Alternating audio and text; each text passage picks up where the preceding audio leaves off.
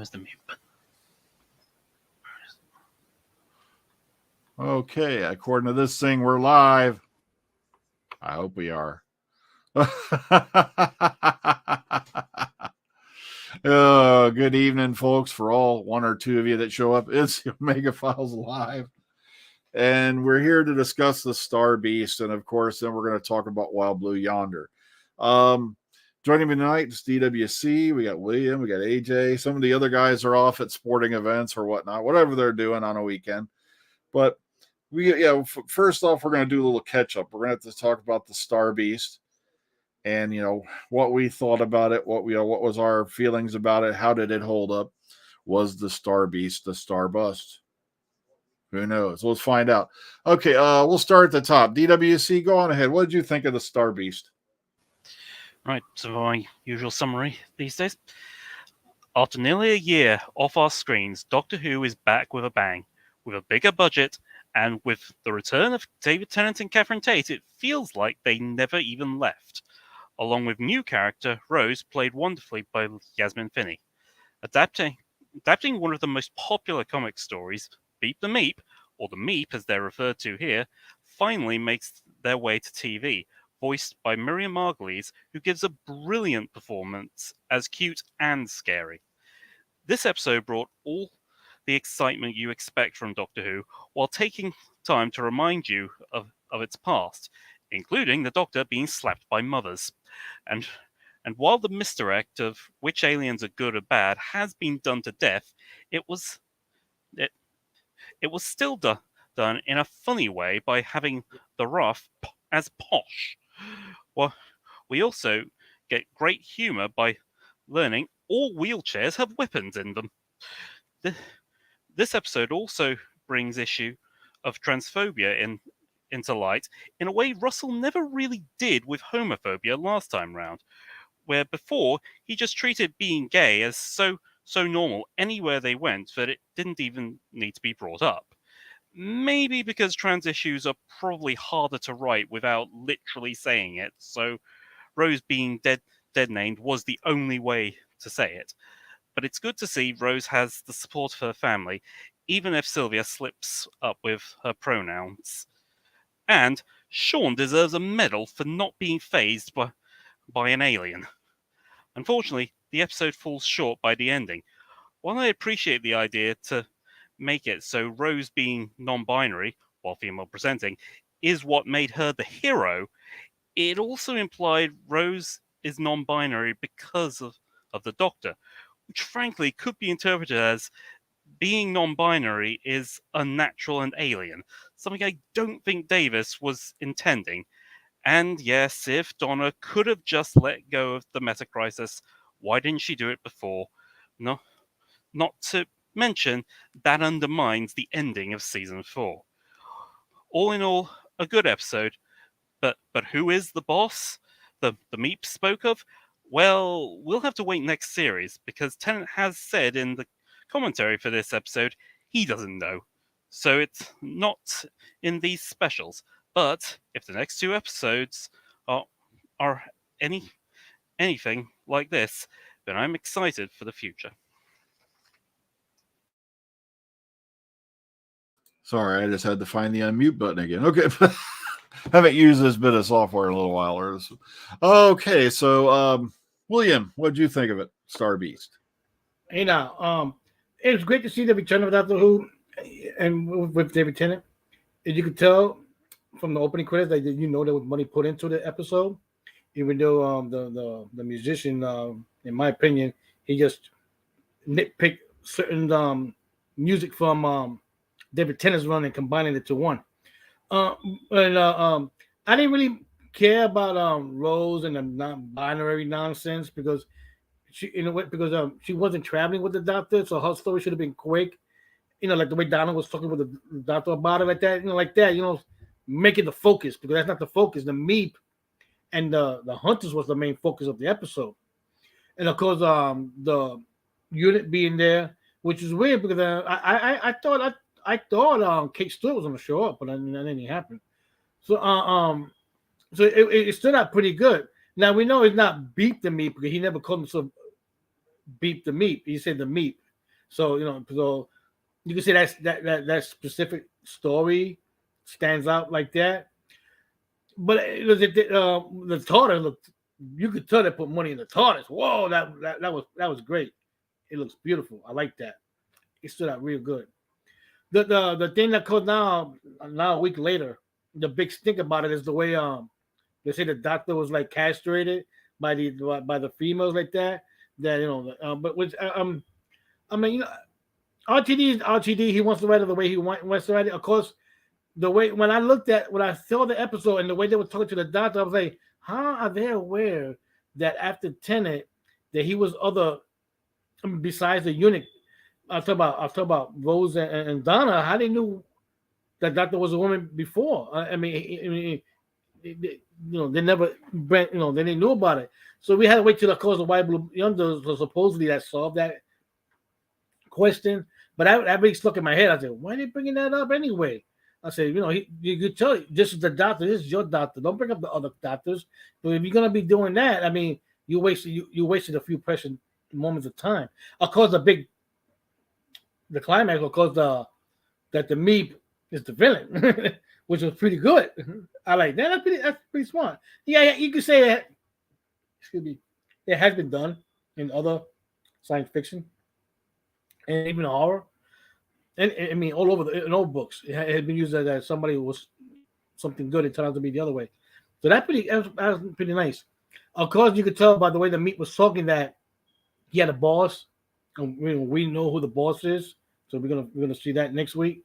So it was good that it brought up a threat. So that stands out pretty good.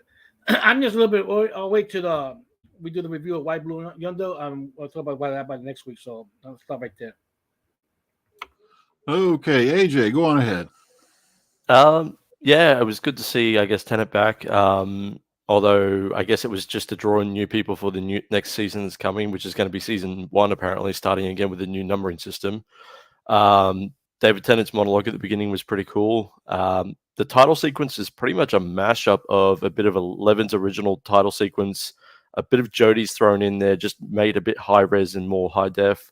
The theme music was a rehashed mashup as well.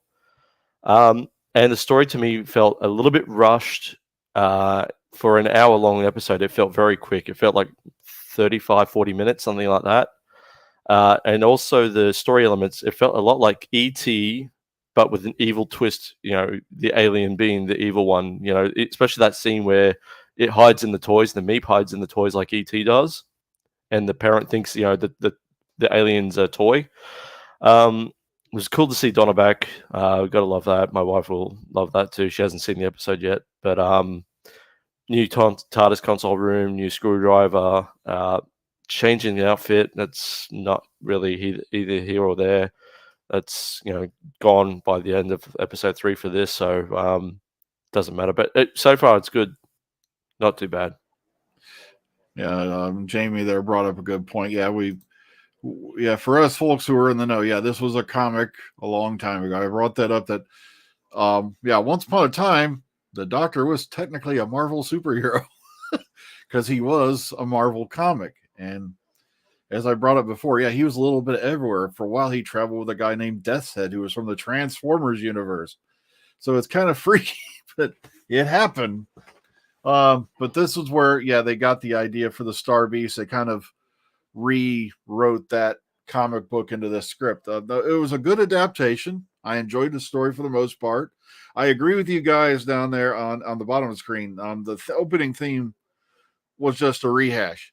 It was bits and elements of different themes thrown together and then put to, sure, the graphics part's amazing, but it just seemed to me like, all Murray Gold did was wing out his old notes and go, okay, we'll do that. We'll take that bit. We'll take that bit. We'll throw it all together. Now we got a theme song. And we'll make it shorter too, but all right, enough with the music. Of course, everybody was going nuts this week because of the, you've got all these websites, and I'm dying laughing because half these guys even say they've never watched the show, but of course they latched onto that bit at the end. The big explanation was apparently since Donna had a child, that the Time Lord consciousness energy was diluted. And now can they just shake it off like a bad case of the fleas? That kind of disappointed me. That really did. It's like I was expecting a far, far, far better resolution to that situation than, well, now I've had a kid, I can just go, it's gone, bippity boppity boo. It just drove me insane. I was like, that's it, really? Plus, I kind of give, as I said, this was a comic before, but also in Big Finish, there was a little audio they put out as a special called The Ratings War. And in that, the main villain was Beep the Meep. And so I kind of knew going into this, the Meeps are no damn good. I'd trust a lawyer before I trust a Meep. Okay, it's just that bad. They're that bad. But I don't know. Like I said, I really enjoyed the first episode for the most part. So, all I can say is they were off to a good start. Then this week happened. But okay, we'll talk about that in a minute. All right, we're going to throw in ratings real quick for Star Beast.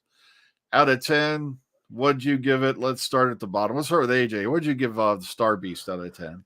I'd gonna have to give it a 9 out of 10. Like, why the hell would the TARDIS put a coffee machine into its own console for only a spill to happen? Yeah, you'd think Gallifreyan technology would be like waterproof. Oh, all right, William, what'd you give it out of 10? I'll give it a 8.5 out of 10.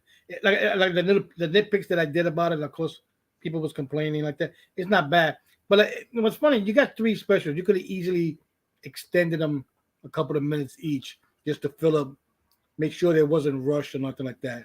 That's why I give it an 8.5.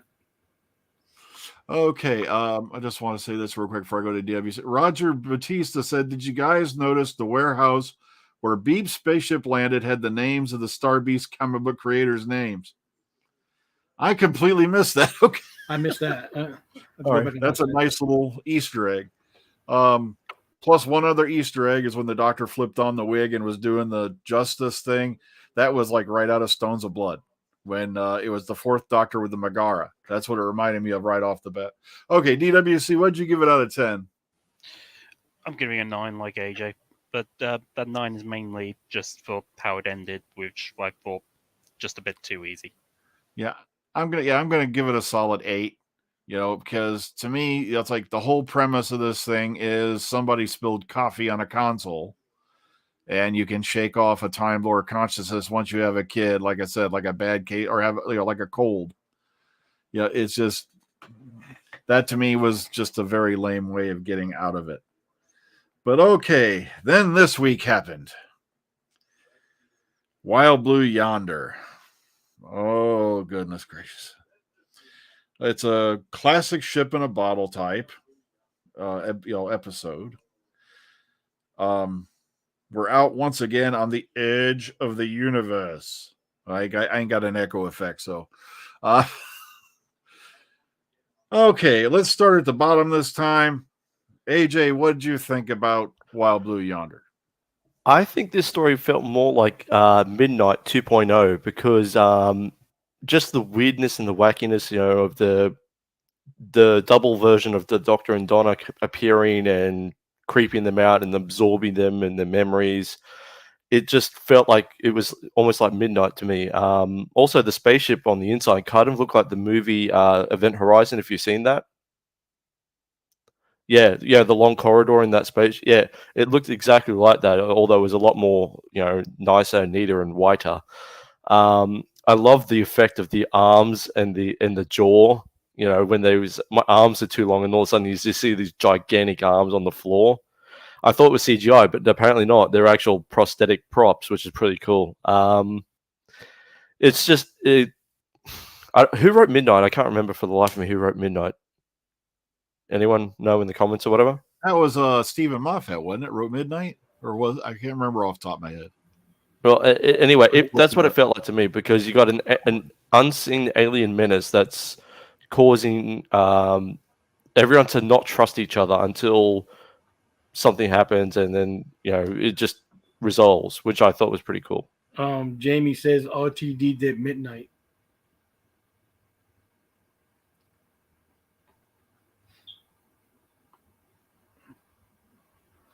I lost my screen. Okay, don't you hate it when you do that? You're scrolling. I was looking up real quick because I couldn't remember. That was RTD, right? Okay.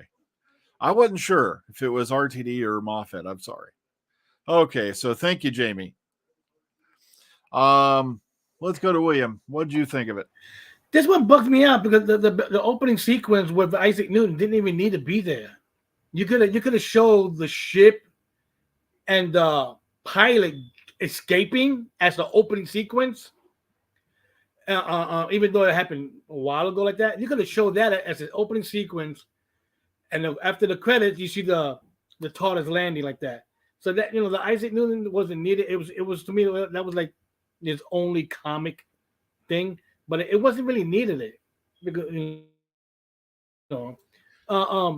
there's a plot. Like AJ said, we had seen this plot done before, but what was weird is that they wanted so bad to get out of there that they didn't bother to try to how to control the ship for themselves, which was unusual. And what's weird is that in that big ship, there was only one pilot. What happened to all the other people? I mean, if there was other people, I mean, wow, that's a big ship. And that was the other funny part was when Tennant threw the salt on the floor to make it sound like you either gonna cross it or you gotta stand down and count them like that. that was pretty good. That was pretty smart. But the thing is, I was really expecting more because this is the second of 3 parts, and I thought maybe this was gonna build up to the toy maker. Have them deal with something because of the toy maker, and which was in a way the story. So a lot of parts of the story was a little bit boring because it took too long to build up, and then when the chase started, it really wasn't a big chase because they ended up the Doctor and Donna separated for a certain amount of time. The big surprise was the doubles of the Doctor and Donna that we saw. I said, wait a minute, something's off about it. Stood out so bugged out, and I got to give him credit for that. For that concept. And of course, the Doctor throwing out the tie, and then it disappeared because it went probably back to his body at that. That was pretty smart. But and then again, this wasn't really a great story. The best part was the flash 3 minutes when we saw this Wolfbat. I was so happy, and then all the explosion and all that happened. You could have the story ended at a certain part. They could have just jumped from there to them meeting Wilf, and then for more communication with the Doctor could have happened. But I thought he was going to appear in the first episode, even a cameo, and it didn't happen.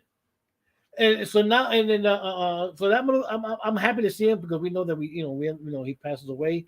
But I really wanted more time with him, and I hope we get more time in the next episode, which is the last episode. But I'm gonna be very, very. I'm saying it right here. I'm gonna be disappointed when the toy maker starts talking with the Doctor.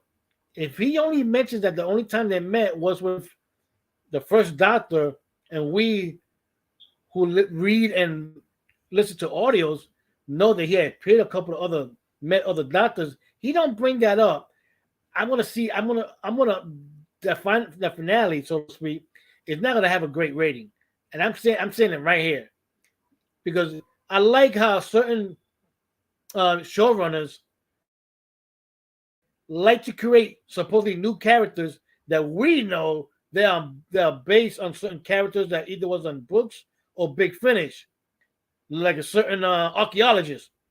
And then when they bring and then to you once again you use John Hurt when you had McGann to could have filled up that gap, and then you only bring him 7 minutes, and then of course he mentions his companions, but which is unusual because once he mentioned Charlie, I said, wait a minute, the toy maker did have a story with the Ape and Charlie. So like I said, if the toy maker does not mention the other Doctors he met, I'm going to be very disappointed. And I'm getting tired of these showrunners, wants to make their episodes, but don't follow through with checking, which doesn't take that much since we all own a computer now. You can easily check how certain characters appear in audio and books. So that's my complaint right now about this episode. Okay, DWC. Right. So last one. And so we come to the episode Davis was so desperate not to show anything from, as if he was trying to say that the manatee of the episode would be so huge. Did this live up to the hype? Probably not. Was it bad? Definitely not. While stuck on a constantly changing ship due to the TARDIS leaving due to the Hads, we are greeted to a new enemy at the edge of the universe called the Not Things that are like scarier Zygons. The emotion of not being able to tell who was who was brilliantly acted and done in a way that reminded us that the timeless child arc all happened and will haunt the Doctor going forward. The episode also builds great tension by having the Doctor and Donna separated, with the shots of Donna in the corridor feeling similar to Dallas chasing the xenomorph in Alien. If there's anything I have to complain about, it's that it was never explained clearly why the ship had to change as it counted down, and while I understand why the captain of the ship killed herself, the ship doesn't think, so there was no reason for it to count slowly. Now we wait next week, where we see the toy maker has finally left his toy box. Well, the captain of the ship had to die because she knew if they were already trying to replicate her. And the thing is once it got to a certain point, they would have known the plan and been able to stop it. So that's why, yeah. No, I understand. I understand why she had to die. I'm just saying, once she died, there wasn't really much need for the ship to go so slowly. No. Yeah, it's the ship was reconfiguring, I guess, to blow up. The only I can figure out why it would be doing all that, that's the only reason I come up with, and that it had to do it slowly. So this way they didn't realize what was happening. It's just the way these guys operated, I guess, the Not Things or whatever. But yeah, okay. Before we go any further, yeah, some people have brought it up in the comment box. Well, I read it a little bit earlier. Sadly, tonight's scene with Bernard Cribbins is his last appearance as Wilfred Mott in the series. That was confirmed by Russell T. Davies. Oh, he doesn't appear in the next episode at all? Not even a little bit? No, sadly, I think that's all they got filmed before he wound up back in the hospital and finally passed away. The impression I kind of got watching Doctor Who Unleashed this week was that actually was technically meant to be his only scene anyway. So it's not like they lost out on any filming. This was always what it was going to be. So like I said, I'm just glad, we got to see him one last time though. It is sad that, Bernard Cribbins has left us and all that, such an endearing, warm character that he created, that he helped bring to life. But like I said, that's going to be his final appearance. Okay. Wild Blue Yonder. What the Farquad? It ran pretty slow and they've been hyping this thing like mad. And I'm like, okay, once it got towards the end, it got interesting. Okay, once we got into the characters and all that, plus now you can jam the sonic screwdriver into the front door of the TARDIS and it heals itself. That part I could never figure out, But as far as the rest of it goes, I had no big problem with it. But to me, it's not a 60th anniversary episode. It was just another Doctor Who episode for me. I'm like, okay, it's not a bad episode, but why are you calling this a 60th anniversary special? What was the point? There was nothing in there other than the story. The story was okay. But like I said, I don't personally think it lived up to the hype. Because it ended up just being, the same two characters. Yeah, they did do some really neat things with the green screen studio as well as prosthetics. And I always love it when they go with actual prosthetics instead of computer generated. But I don't know. It's just, ugh. Some people aren't going to like my rating for this. Okay, so let's start at the top. DWC. What did you think? 8 out of 10, or sorry, 10 out of 10, whatever. Out of 10, how would you rate Wild Blue Yonder? Honestly, I didn't think it was as bad as you. I just gave it a 7. I thought it was okay. Okay, AJ. I'm going to give it a 7.5 out of 10 because the Doctor Marty McFly the TARDIS down the hallway to get to Donna. All right, William. I'm giving it a 5. I'm straight right in the middle. I'm a 5. For some funny reason I can't think about it.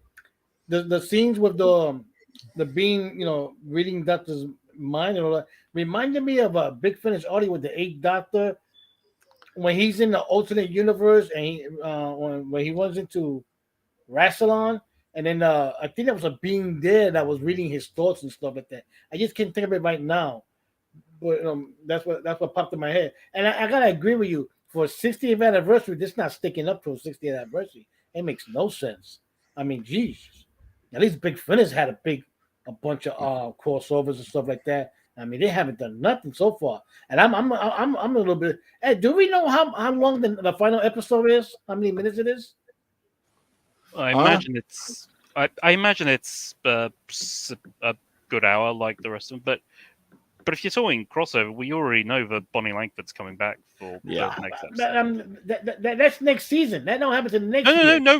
That's actually no. Bonnie's appearing in the 3rd episode. Giggle. Oh, the Giggle? Yeah. Oh wow.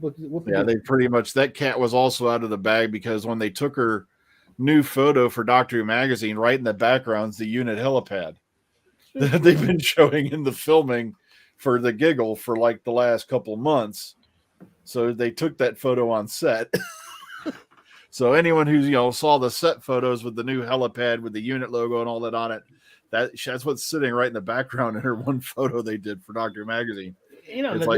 Plus she's already been mentioned as being in it and all that. So okay, Philip says Giggle will be 1 hour and 5 minutes. Yeah, it should have been 75 minutes because this is the final story with Tennant, and it'll probably be part of his 60th. You should have done something like, you could say 50 minutes of it could be with the deal with the toy maker, and then of course the 15 would be with Tennant and saying his goodbyes or whatever before he regenerates, and that maybe appearances by other people at that. But I'm a little bit worried, man. I gave it a 6. Let's see it. You gave it better than me. I gave it a 5. It was hyped up and just didn't live up to the hype, that they said it at. I think Phil Like gave it a 3. it was a good story. It wasn't horrible, and they did mention that evil flux. Ooh, that's one thing I want to close on. I've been telling people this for over a year. I said, guys, RTD and Chris Chibnall have been friends for over decades or more. And one of the things RTD hated more than anything on planet Earth was when Moffat went in there and brought Gallifrey back for good. He did not like that at all. He was pissed. So there's no way in hell he was going to overwrite anything Chris Chibnall did because he hates it when people do it to him. Just overwrites their stuff and erases it. So I kind of knew that this was going to happen, where he's not going to overwrite or make things disappear. Matter of fact, I'm even hearing stuff about stuff that's going to happen on Church on Ruby Road, but we won't discuss that yet because that's going to be a ways off yet. Okay, so like I said, it's been a mixed bag so far. First episode was pretty good. Second episode, like I said, it just didn't live up to the hype for me. But we have next week to look forward to, the Giggle. We got a question here. I've seen Neil Patrick Harris in just about every kind of role he could be in. I've seen him as a villain. I've seen him as your average guy. I've seen him as Doogie Howser. And he's a damn good actor. And when he was playing Count Olaf, I believe is the name of the guy, in the Netflix version of Series of Unfortunate Events, he's a damn good villain. He's So a great actor. I We got a am question. looking- We got a question from Donna Levasser. She said, "Do you think Doctor Who is going to help Disney Plus?" What do you? Well, those who know Doctor Who will watch it on Disney Plus in the States, but the UK and other parts of the world have other channels to watch it on. Yeah. So that, Not here in Australia. Yeah. Disney Plus only, man. Yeah, it's basically UK. You can watch it on BBC One or whatever, but the rest of the world, Disney Plus now. And like I said, I think there was a lot of jiggery pokery with BBC America, especially after BBC America suddenly yanked their funding for the animated classics. I think there was some stuff going on there. And I think that's one of the reasons I said, fine, then we've already been courted by Disney. Here's the big, guess how many fingers I'm holding at BBC America because we're going over here. As far as the actual question, do you think Doctor Who is going to help Disney Plus? I think it really depends on how big it already currently is outside of the UK. I was going to say in America, but I'm thinking outside of the UK. Like I said, people are going to watch it. They've been promoting it. Yeah, they're watching it.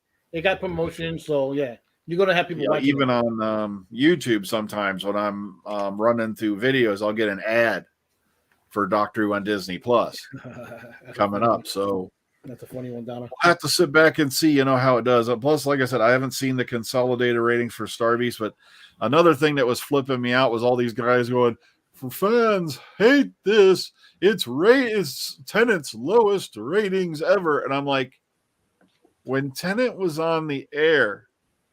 From his time till Matt Smith took over, 610. Yeah, how many streaming services were there?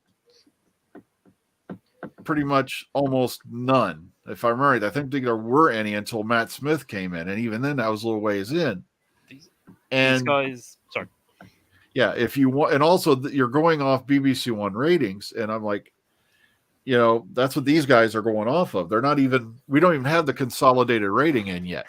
It should be in. Probably by Monday, if it's not in already, because I haven't checked yet. But it's like they're already going mad, screaming about how bad the show is already. And I'm like, guys, he got 5 million on the overnights, which means by the time this is all said and done, if it follows the established pattern, it could go up 2 or 3, even a little bit more million just in the catch-up views, because we've seen this happen. Yeah, and these same guys. They're still brigading Rotten Tomatoes. I think it is over the Starbeast and all. But apparently, if you actually look through the comments, it's all just about, "Oh, I don't want trans people shouldn't be in kid shows aimed at children." Yeah, you guys.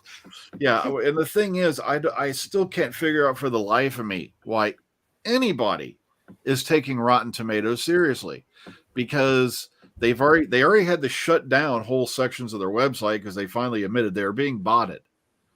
It's like, before Jodie's first season even aired, when her thing went up on Rotten Tomatoes, they were also botting the hell out of Wonder Woman. And it wasn't due out for months. And they were also botting other movies. And I'm like, it's really obvious when the page only has so many views, but you've got about 10 times as many dislikes on it. That tells me there's some stuff going on there. Same, maybe not bots, but similar sort of things happened. Brigading at least happened with Miss Marvel, because there were people downvoting that literally the minute it went live, so they wouldn't have even watched it. Yeah. Plus, there was they've been caught. I don't know how many times they'll pay people. They'll pay certain people to write reviews, and not, completely ignore, other non-biased writers and things like that. Because if the general feeling of that website is they don't like that movie, they'll kill it with these. Suddenly, the Bakersfield Gazette, which is probably one guy sitting with a keyboard in, probably Georgia, somewhere in the backwaters of nowhere, they pay him a few bucks per word, or they pay him a few cents per word, and he pumps out a review for him. And it's okay, we want it this way or that. They've been caught doing that how many times? So you're getting all these reviews. So, like, if there's a movie that's generally not liked, you'll suddenly see all these mythical papers, mythical websites that you've never heard of before. Yet they've written these big reviews. It's like, that's because Rotten Tomatoes pays them to do it.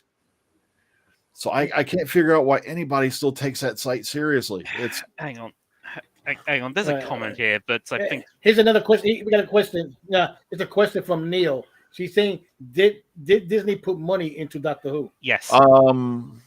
Yes. I know Bad Wolf did when they took over. I'm not sure if Disney did or not. As far as I know, the only thing Disney did is they purchased the streaming rights, the right to distribute on their channel. They have no ownership.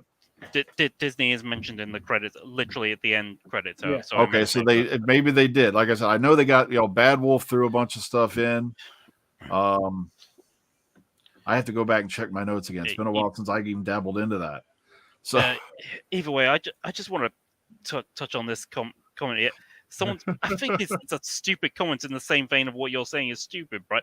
The thing is, though, even if they get 10 million ratings, that's not a patch on what Tom Baker used to get.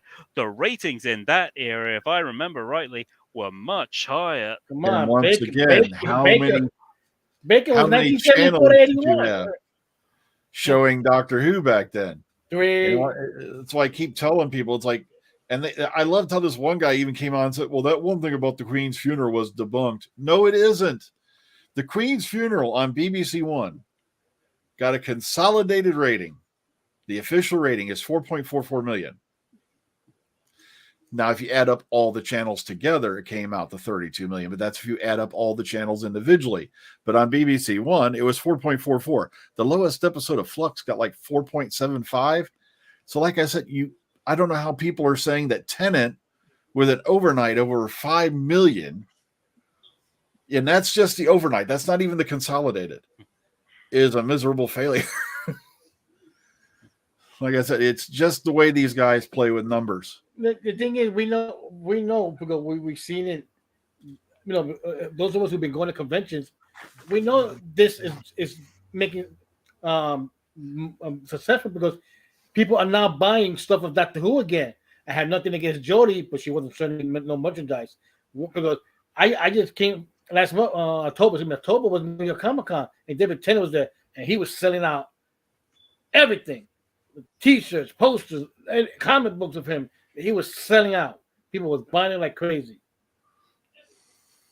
Yeah, but to be fair, they weren't putting out the merchandise during Jodie's reign really either. There was a couple of Sonic screwdrivers, some small action figures, I think a TARDIS, and pretty much that's it.